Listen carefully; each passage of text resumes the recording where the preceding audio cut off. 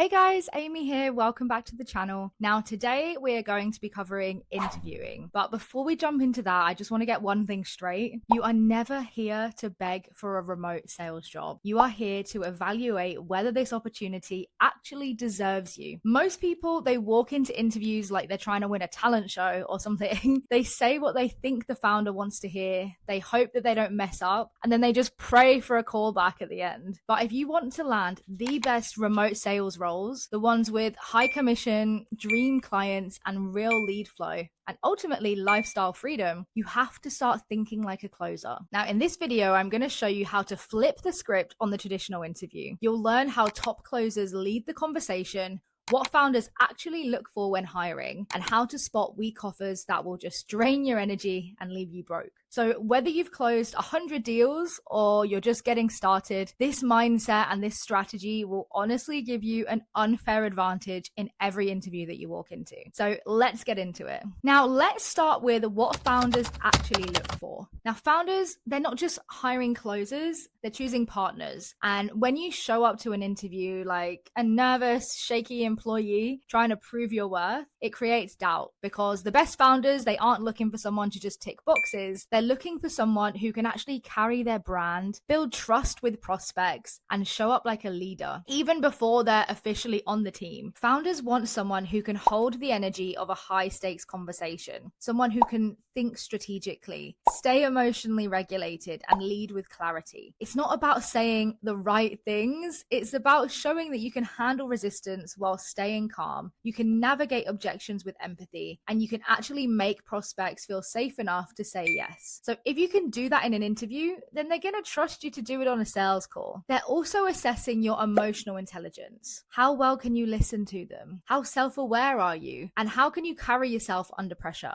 That's why your energy in the interview matters way more than your resume. If you're grounded, if you're clear and intentional, you are going to stand out more than someone with 5 years more of experience than you, but has no presence. Because in high ticket sales, your presence is the product. Another thing that founders look for is coachability. They want someone who's hungry to grow, who seeks feedback instead of just shrugging it off with an ego or needing constant validation. And honestly, someone who just genuinely wants to improve. So when you say things like, here's what I'm learning, or here's what I'm working on right now in my process, or I'd love some feedback on my tonality or my discovery, you immediately separate yourself from 90% of applicants who are just hoping to wing it, honestly. But the bottom line is, you don't need a million wins on your resume. You need to show that you think like a closer, you lead like a professional, and you care deeply about the client experience, because that's what makes founders say, we can train the skills, but that mindset and that energy, that is what we need on our team. Now, the biggest shift that you need to make if you want to interview like a top closer, stop showing up like someone who is just hoping to get picked. You are not there to prove your worth. You are there to assess alignment. This is always a mutual decision, okay? And when you internalize that, your entire energy just changes. You stop performing and you start leading. You stop asking for permission and you start asking powerful questions. And the person across from you on the other side of the Zoom call, they can actually feel the difference instantly. Top closers don't walk into interviews thinking,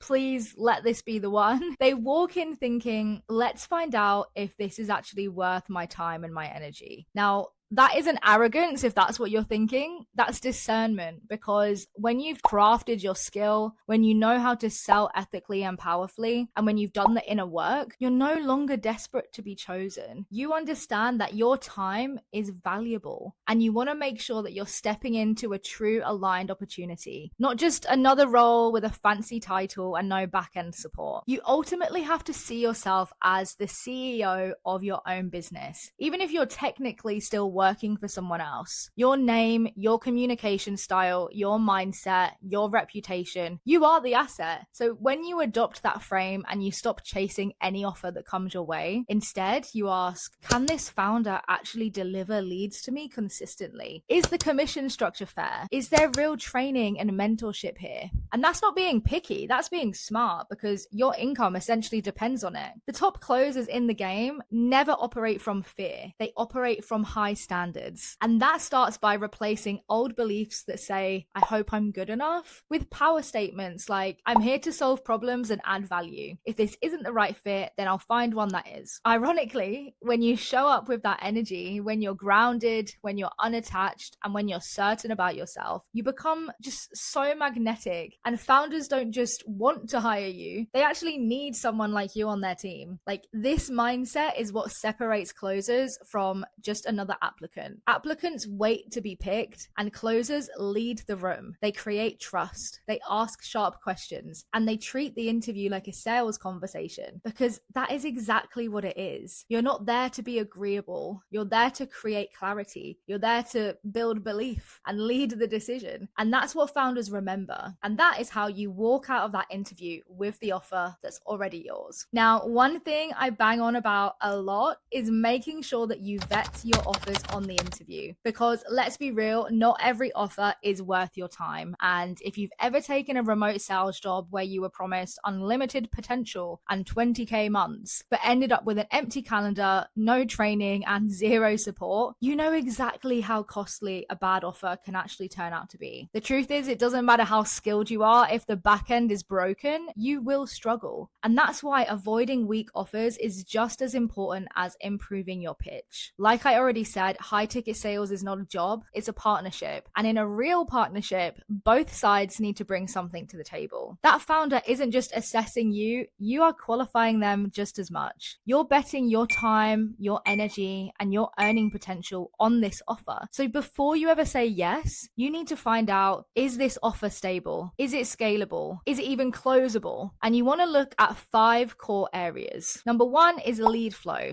Are the leads warm, consistent, and qualified? Number 3 is proof of earnings. Are other closers making real money, or are they just seeing potential? Number 3 is refund rate.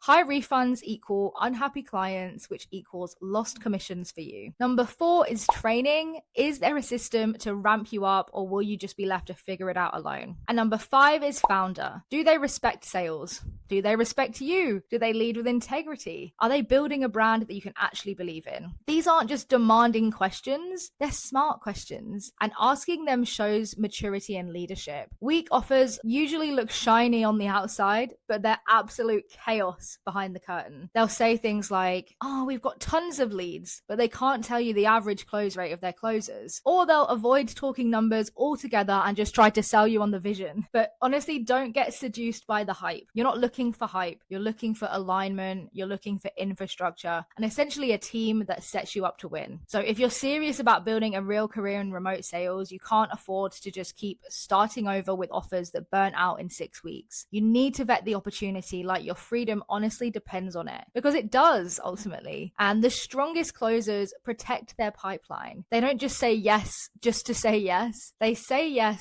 when it's a hell yes. But if you're serious about breaking into high ticket remote sales, not just dreaming about it, but actually doing it, then I want to invite you into the Close Like a Girl private school community. This is where honestly the real work happens. We've got trainings that go way deeper than YouTube ever could. We've got live coaching sessions twice every week, and just an amazing community of women who are just like you, who are building freedom careers from the ground up. I try and make things as risk-free as possible for you guys, so you can come in and try it for free for 7 days. No risk, no pressure. So if you're ready to stop guessing and finally get inside the room with high-level support, the link is in the description for you. But remember guys, interviewing like a closer isn't about having the perfect background. It's about how you show up. And when you understand what founders really want, when you shift your mindset and stop settling for weak offers, everything changes. You stop chasing roles that don't value you, and you actually start attracting the ones that do. You stop walking into interviews hoping to be picked, and you start walking in knowing your worth. So if you enjoyed this video, make sure you give it a like and make sure you subscribe, because I post 2 new videos every single week. And make sure you have an absolutely beautiful day, and I'll see you in the next one.